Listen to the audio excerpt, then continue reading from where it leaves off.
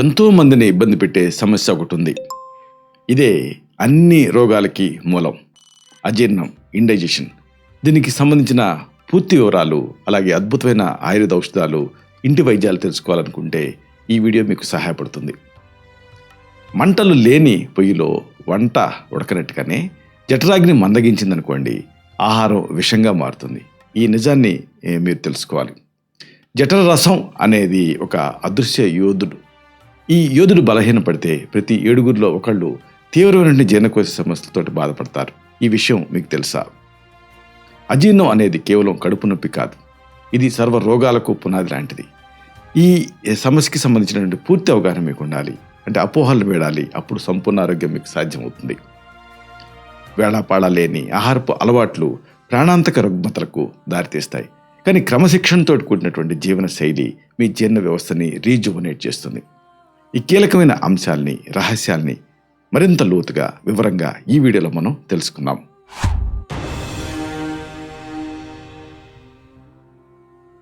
మిత్రులారా, నమస్కారం. నేను మీ డాక్టర్ చిరుమామిళ్ళ మురళీ మనోహర్. ఈ వీడియోలో చాలా ముఖ్యమైన విషయాన్ని మనం తెలుసుకోబోతున్నాం. నిజానికి చాలా మందిని ఇబ్బంది పెట్టేటటువంటి సమస్య ఇది. ఇండైజెషన్, అజీర్ణం. ఈ అజీర్ణం తాలూకు పూర్తి సమాచారం మీరు తెలుసుకోవాలి. ఎందుకంటే ఇది అనేక సమస్యలకు కారణం కింద ఉంటూ ఉంటుంది. అనేక కారణాల వల్ల ఈ సమస్య వస్తుంది. కాబట్టి దీని తాలూకు ఈ వ్యాధి స్వరూపం, సమగ్రమైనటువంటి దీని మేనిఫెస్టేషన్, ఇదంతా కూడా మీరు తెలుసుకోవటం అవసరం. జీర్ణ వ్యవస్థ పనితీరులో తలెత్తేటటువంటి అసమతుల్యత వల్ల ఆహారం సక్రమంగా జీర్ణం కాకపోవటాన్ని అజీర్ణం అంటారు. దీన్ని కేవలం ఒక అనారోగ్యంగా కాకుండా అనేక శారీరక రుగ్మతలకు మూల కారణం కింద పరిగణించాల్సి ఉంటుంది. ఆహారం తీసుకున్న తర్వాత కడుపులో అసౌకర్యంగా ఉండటం, తిన్న పదార్థాలు భారంగా అనిపించడం దీని ప్రధాన లక్షణం. ఇది జీర్ణక్రియ మందగించడం వల్ల ఏర్పడేటువంటి ఒక స్థితి. అయితే దీనికి సంబంధించి అతి ముఖ్యమైనటువంటి అంశాలు ఉన్నాయి. ఈ ముఖ్యాంశాల మీద మీకు అవగాహన ఉండాలి. వీటిని మీరు తెలుసుకోవాలి. ఆధునిక వైద్య శాస్త్ర ప్రకారంగా అజీర్ణం అనేది జీర్ణకోశంలో ఉండేటటువంటి అసమతుల్యత వల్ల ఏర్పడుతూ ఉంటుంది. ఈ అమ్లాల తాలూకు అన్ఈక్వాలిటీ వల్ల ఈ సమస్య వస్తూ ఉంటుంది. మనం తీసుకున్న ఆహారం విచ్ఛిన్నం కావడానికి జఠర రసం అంటే గ్యాస్ట్రిక్ జ్యూస్ చాలా కీలకం. ఈ రసాల ఉత్పత్తిలో తేడాలు వచ్చినప్పుడు, లేదా జీర్ణకోశ గోడలు కదలికలు మందగించినప్పుడు ఆహారం సరిగ్గా అరగదు. ఇది అన్నవాహిక, జీర్ణాశయం, పేగులకు సంబంధించినటువంటి సమస్య కింద మారుతుంది. సరైన సమయంలో స్పందించలేదనుకోండి, ఇది గ్యాస్ట్రిక్ అల్సర్స్ లేదా ఇతర దీర్ఘకాలపు సమస్యలకు దారితీస్తుంది. ఈ నేపథ్యంలో మీరు ఒక ముఖ్యమైన విషయాన్ని తెలుసుకోవాలి. అసలు ఇది ఆయుర్వేదం ఏం చెప్తుంది? ఆయుర్వేద దృక్పథం ఏమిటి? ఇది మీరు తెలుసుకోవాలి. ఆయుర్వేద శాస్త్రం రోగానకేశ మూలం అజీర్ణం ప్రాప్తివంతి అని స్పష్టం చేస్తుంది. అంటే సర్వరోగాలకు అజీర్ణమే పునాది. శరీరంలో ఉండేటువంటి జఠరాగ్ని మందగించడం వల్ల ఆమం అనే విషతుల్య పదార్థం తయారవుతుంది. ఈ ఆమం రక్తంలో కలుస్తుంది, అవయవాలకు చేరుతుంది. అక్కడ రోగాలు సంభవిస్తాయి. జీర్ణక్రియ సక్రమంగా జరగలేకపోతే అప్పుడు శరీరంలో ఉండేటువంటి దోషాల తాలూకు అసమతుల్యత అనేది వస్తుంది. అసమతుల్యతకు ఇవి గురవుతాయి. అయితే ఈ నేపథ్యంలో దీనికి దారితీసేటటువంటి ఈ కారణాలు, వీటిని మీరు తెలుసుకోవాలి. అజీర్ణానికి ప్రధాన కారణం ఆహారపు అలవాట్లు. అతిగా తినటం, వేళాపాళ లేకుండా తినటం, నూనెలో వేయించిన పదార్థాలు ఎక్కువగా తీసుకోవటం వల్ల ఈ సమస్య వస్తుంది. మానసిక ఒత్తిడి, ఆందోళన కూడా జీర్ణక్రియపైన ప్రభావం చూపిస్తాయి. తగినంత నిద్ర లేకపోవటం, శారీరక శ్రమ తక్కువగా ఉండటం, స్మోక్ చేయటం, మద్యపానం, ఇలాంటి అలవాట్లు అజీర్ణాన్ని ప్రేరేపిస్తాయి. అలాగే బ్యాక్టీరియల్ ఇన్ఫెక్షన్స్ లేదా కొన్ని రకాల మందుల వాడకం వల్ల కూడా ఈ అజీర్ణం అనేది వస్తుంది. జీర్ణక్రియ నెమ్మదిస్తుంది. ఈ నేపథ్యంలో అసలు దీన్ని ఎలా ఐడెంటిఫై చేయాలి? దీని లక్షణాలు ఏమిటి? ఇది మీరు తెలుసుకోవాలి. నోట్లో నీళ్లు ఊరటం, పులితేనుపులు రావటం, ఇవి ప్రాథమిక లక్షణాలు. కడుపుబ్బరింపు, కడుపులో నొప్పి లేదా మంట, వికారం ఇలాంటివి కనిపిస్తాయి. దీని ప్రభావం ఒంటి నొప్పులు, తల తిరగటం, తీవ్రమైన అలసట ఇలాంటివి కూడా మీకు కలుగుతాయి. శరీరం బరువుగా అనిపించడం, మలబద్ధకం లేదా పదే పదే విరేచనాలు కావటం లాంటి ఇబ్బందులు కూడా వస్తాయి. గ్యాస్ సరిగ్గా బయటికి రాకపోవటం, దీంతో కడుపులో అసౌకర్యం, ఇలాంటివన్నీ కూడా కడుపుతూ ఉంటాయి. సరే, మరి దీన్ని ఎలా తెలుసుకోవాలి? అంటే దీనికి సంబంధించినటువంటి ఈ పరీక్షలు ఏమిటి? ఇది మీరు తెలుసుకోవాలి. అజీర్ణ సమస్య తాలూకు తీవ్రతను బట్టి రకరకాల నిర్ధారణ పరీక్షలు అవసరం అవుతాయి. రక్తంలో ఉండేటువంటి హిమోగ్లోబిన్ స్థాయిని బట్టి ఇన్ఫెక్షన్స్ని ఐడెంటిఫై చేయొచ్చు.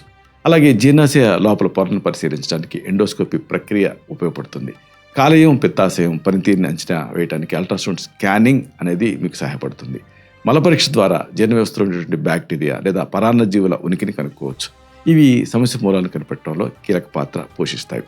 సరే, మరి దీన్ని ఎలా తగ్గించుకోవాలి? దీనికి సంబంధించి చక్కని ఆయుర్వేద గృహ చికిత్సలు ఉన్నాయి. వీటిని మీరు తయారు చేసుకొని వాడుకోవచ్చు. ఇలాంటి వాటిలో ముందుగా చెప్పాల్సినటువంటి ఒక అద్భుతమైనటువంటి ఇంటి వైద్యం ఉంది. మీకు కావాల్సినవి వేయించిన వాము చూర్ణం 50 గ్రాములు, కరక్కాయల పొడి 50 గ్రాములు, అలాగే శొంఠి పొడి 50 గ్రాములు, సైంధవ లవణం 25 గ్రాములు. ఇలాగా మీరు వీటిని సిద్ధం చేసుకోవాలి. వాములో ఉండే థైమాల్ జీర్ణరసాల ఉత్పత్తిని వేగవంతం చేస్తుంది. కరక్కాయ పేగుల కైలికని క్రమబద్ధీకరిస్తుంది. శొంఠిలో ఉండేటువంటి జింజరాల్ అనేది జీర్ణక్రియను మెరుగుపరుస్తుంది. సైంధవ లవణం ఏమో అమ్లగుణాన్ని సమతుల్యం చేస్తుంది. ఈ మిశ్రమం అజీర్ణాన్ని చాలా ఎఫెక్టివ్గా అరికడుతుంది.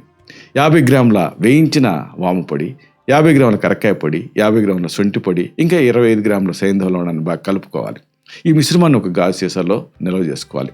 ప్రతిరోజు కూడా ఉదయం, సాయంత్రం సగం టీ స్పూన్ పొడిని అర గ్లాసు నీటి కలిపి తీసుకుంటూ ఉండాలి. దీంతో అజీర్ణం తగ్గుతుంది. మరొక మంచి మెడిసిన్ తెలుసుకుందాం. ఈ మెడిసిన్కి మీకు కావాల్సిన పదార్థాలు మీరు చాలా తేలిగ్గా సమకూర్చుకోవచ్చు. మీకు కావాల్సినవి సోంపు గింజలు 100 గ్రాములు, అలాగే జీలకర్ర ఇది 100 గ్రాములు, పటిక బెల్లం 100 గ్రాములు, నెయ్యి 10 మిల్లీలీటర్లు. ఇవన్నీ కూడా ఇలా సిద్ధం చేసుకోవాలి మీరు. దీని పనితీరు చాలా ఎఫెక్టివ్గా ఉంటుంది. సోంపు గింజలు కడుపులో ఉండేటువంటి ఖండాన్ని సడలించి గ్యాస్ని తగ్గిస్తాయి. జీలకర్ర ఎంజైమ్స్ని విడుదల ప్రేరేపిస్తుంది. పటిక బెల్లం ఏమో జీర్ణాశయానికి చల్లదనాన్ని ఇస్తుంది. ఈ మిశ్రమం జీర్ణ వ్యవస్థ పనితీరుని మెరుగుపరుస్తుంది. అంటే దీని పద్ధతి ఎలా అంటే, ఒక 100 గ్రాముల సోంపు గింజల్ని, 100 గ్రాముల జీలకర్రని కొద్దిగా నెయ్యితో విడివిడిగా వేయించి చూర్ణం చేసుకోవాలి. దీనికి 100 గ్రాముల పటిక బెల్లం పొడిని కలిపి ఉంచుకోవాలి. ఉదయం, సాయంత్రం 1 టీ స్పూన్ పరిమాణంలో ఈ పొడిని చప్పరించి మింగాలి. దీంతో ఈ ఇండైజెషన్ సమస్య తగ్గుతుంది. ఇలాంటిదే మరొక ఎఫెక్టివ్ మెడిసిన్ తెలుసుకుందాం.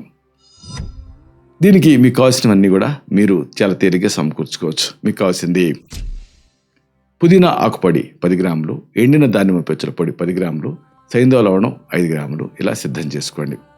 పుదీనాలో ఉండేటువంటి మెంతాల్ కడుపు బ్రంపుని తగ్గిస్తుంది. దానిమ్మ పెచ్చుల్లో ఉండే టానిన్స్ పేగుల్లో ఉండే వాపుని నివారిస్తాయి. సైంధవ లవణం ఏమో రుచిని పెంచి జీర్ణక్రియని సులభతరం చేస్తుంది. ఇది కడుపు బ్రింపుని నివారిస్తుంది. పద్ధతి ఎలా అంటే, ఒక 10 గ్రాముల పుదీనా ఆకుపొడి, 10 గ్రాముల దానిమ్మ పెచ్చుల పొడి, ఇంకా 5 గ్రాముల సైంధవ లవణం పొడిని మిశ్రమంగా చేసుకోవాలి. భోజనం తర్వాత 2 పూట్ల అర టీ స్పూన్ పొడిని ఒక గ్లాస్ నీటికి కలిపి తీసుకుంటూ ఉండాలి. ఇలాంటిదే మరొకటి తెలుసుకుందాం.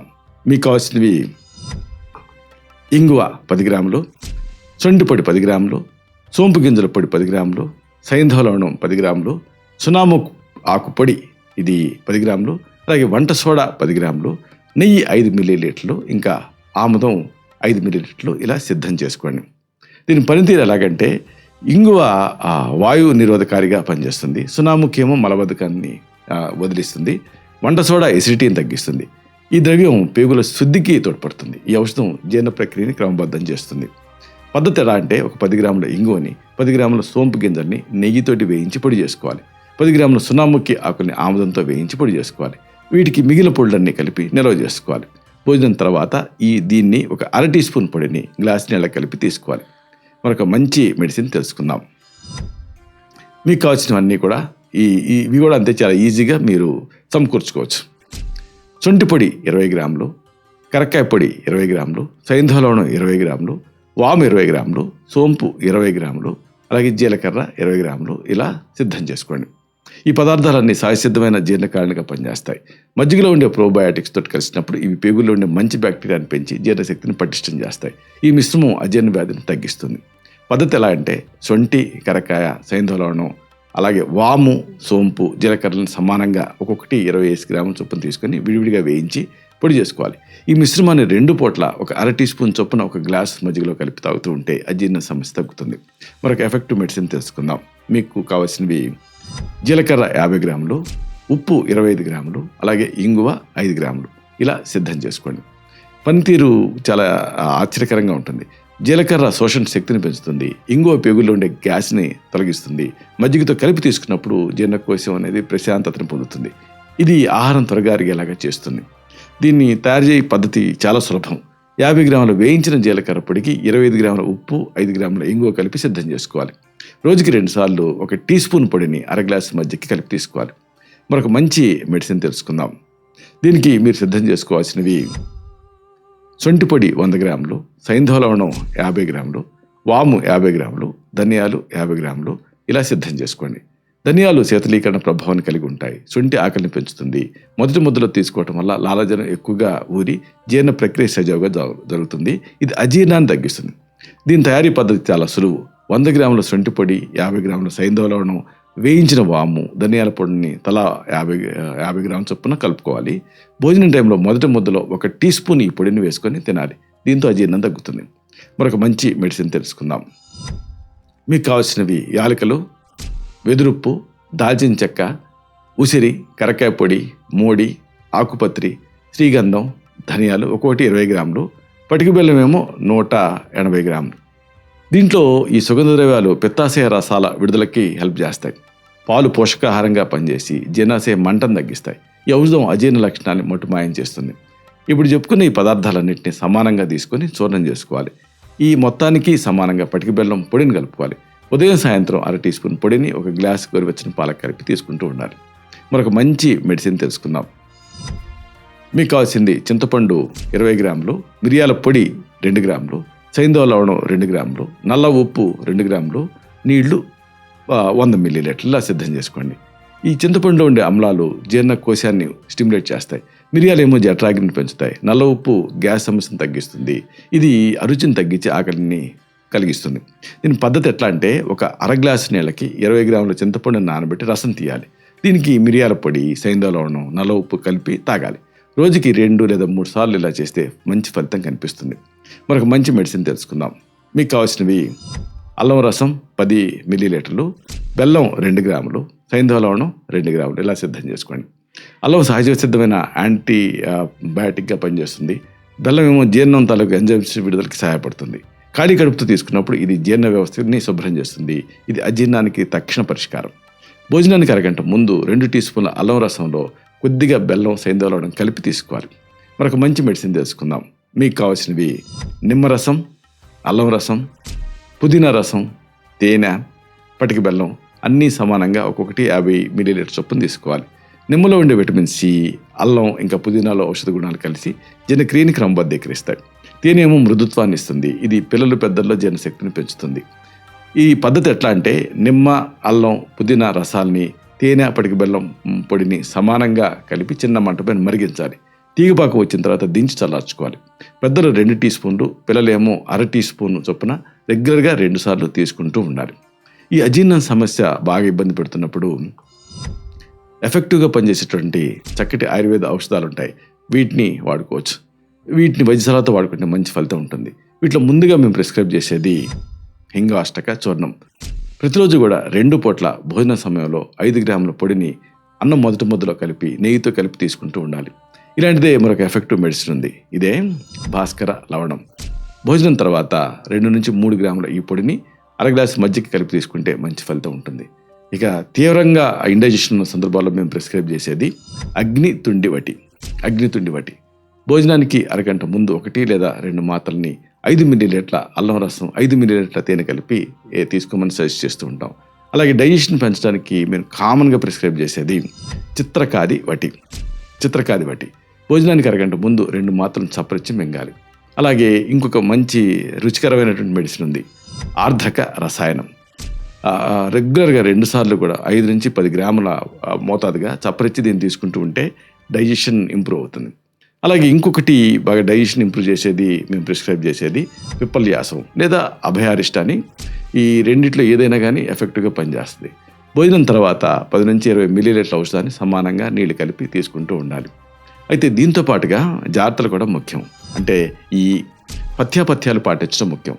ఆహారం తీసుకునేటప్పుడు ప్రశాంతంగా కూర్చొని బాగా నమిలి తినాలి.